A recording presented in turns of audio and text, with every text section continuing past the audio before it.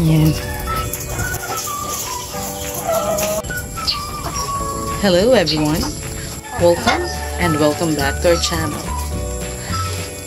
So, for today's video ay pag-uusapan natin ang tungkol sa mga taingang daga. So, from the previous video na in-upload ko, yung nagluto ako ng sinigang na ulang na may kasamang kangkong at saka mga kabote. Kasama na doon ang taingang daga. Ay talaga nagustuhan ko. At napansin ko na dumadami sila dito sa aming paligid, no? Tumutubo kasi sila dito sa mga kahoy, yung mga nabubulok ng kahoy. So, napansin ko, itong panahon, simula ng panahon ng tag-ulan, hanggang ngayon, namamayagpag pa rin sila. So, kaya, gumawa ako ng maiksing research sa web kung ano ba ang posible nating makuhang mga mga pakinabang sa taingang daga na ito. Napakalat-kalat lang sa paligid namin. Hindi ko naman inaalagaan, pero pwedeng maging source ng pagkain. Okay? So tara, silipin na natin. Let's grow!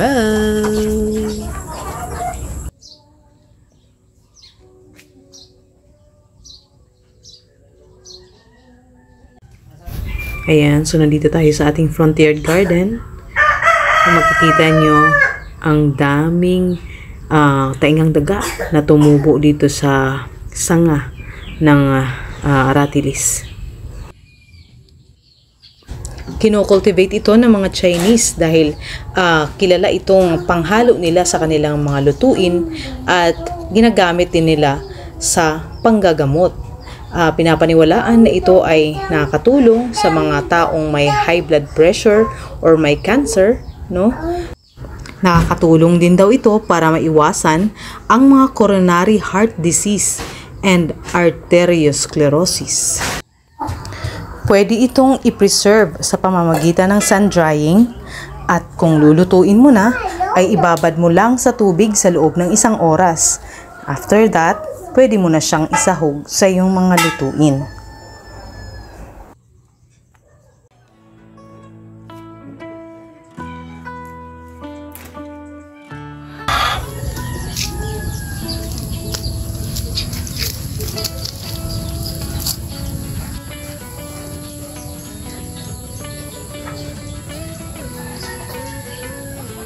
Ito yung mga kahoy na nandun sa loob ng aming nanukan, no? Na tinubuan ng mga taingang daga. Ayan, o. So, ang ginawa ko, nilipat ko dito sa aming backyard garden. Kasi iniisip ko, pag doon sa mga manukan, sa may mga manok, baka kinakain sila ng mga manok. Kaya, imbis na makaka-harvest tayo ng marami-rami, medyo malilimitahan. Hindi tayo makaka-harvest ng marami, no? Kasi instead na maka-harvest tayo ng marami, kinakain pala ng mga manok. So, ang gagawin natin, i-arrange ko to dito sa part na to, itong part na to. Iyan ko siya dyan, ihilera ko siya dyan para parang style na rin yan, kinukulture natin, inaalagaan natin dito sa loob ng ating backyard garden. Kasi marami ang benepisyong makukuha mula dito sa kabuting ito, na tinatawag nga nilang Auricularia cornea.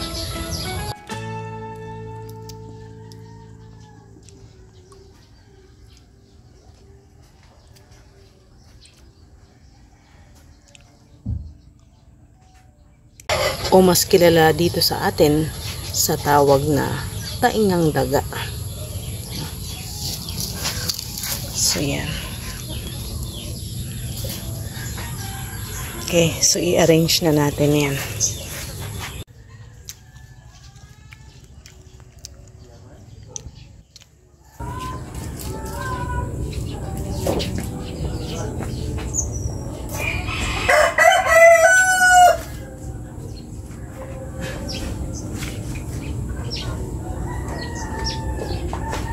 So habang busy magsalansan ng mga kahoy na tinubuan ng taingang daga, ay magpo-promote muna ako ng membership.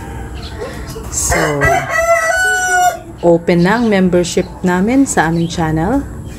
We have 3 levels: seedling, growing garden, at harvest circle. I hope that you will consider purchasing any of our membership package. It will be a big help for us if you will opt to join our channel. Thank you so much.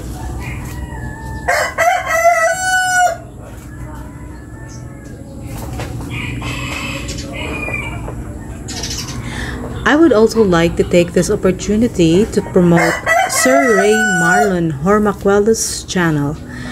Please, tulungan natin siyang ma-reach ang monetization threshold, 1,000 subs and 4K watch hours.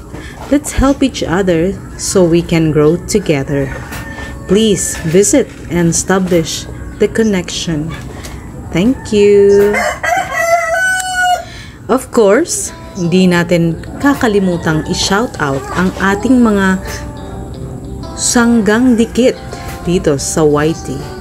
Shout out to the following: at Bongo TV Vlog, at Nancy TV Vlog, Ka Freddy's Treasure, Benji Ang Mini Farm, Dudes TV, Ati Sad, Kacho Alexander, Boss Henry TV, Ellen May, Osang TV, Ati Babes Vlog, RJL Innovations, and Walking Visuals 4K.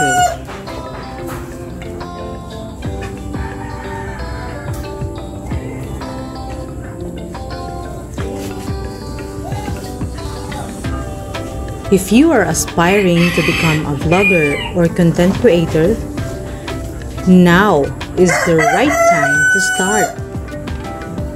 From zero, your channel will surely grow by being consistent and authentic. Kaya ano pa ang hinihintay nyo? Mag-upload na! Let's grow!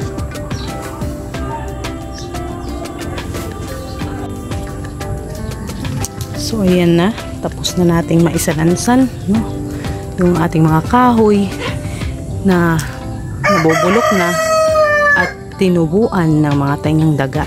So yan. So at least dito safe na sila dyan, walang mga manok na napupunta dito, o bihira yung may mga manok na makapunta dito sa part na to.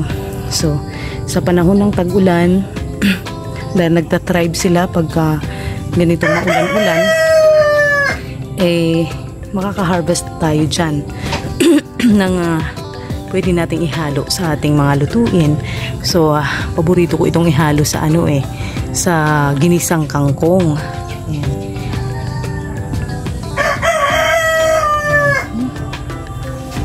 Ang ating mga ginger, no? So dyan sila. So napansin ko lang, maano siya, gusto niyang, mas tumutubo sila sa mga sa mga twigs o kaya sanga, pinutol na sanga ng mga aratilis, no? So yan. Sa mga kawayan, bihira, hindi pa ako nakakakita ng taingang daga na tumubo sa kawayan. Yung isang klase tuloy, yung parang wild oyster mushroom, yung tinatawag na kurapdot. Yun, nakakakita ako ng gano'n na tumutubo sa mga sa mga kawayan.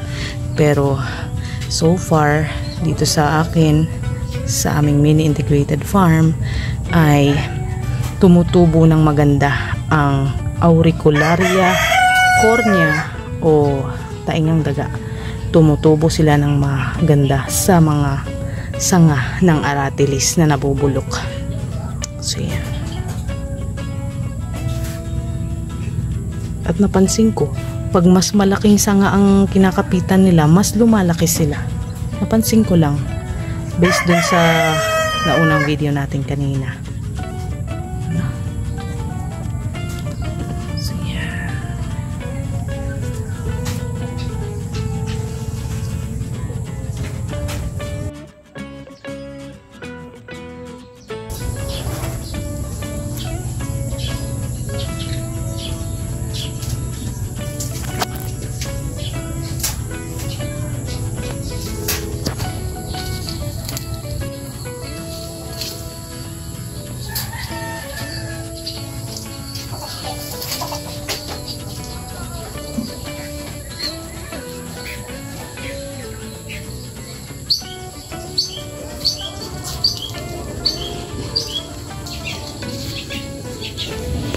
Okay, so yan ang nadagdag sa ating source ng pagkain, no? Mula dito sa ating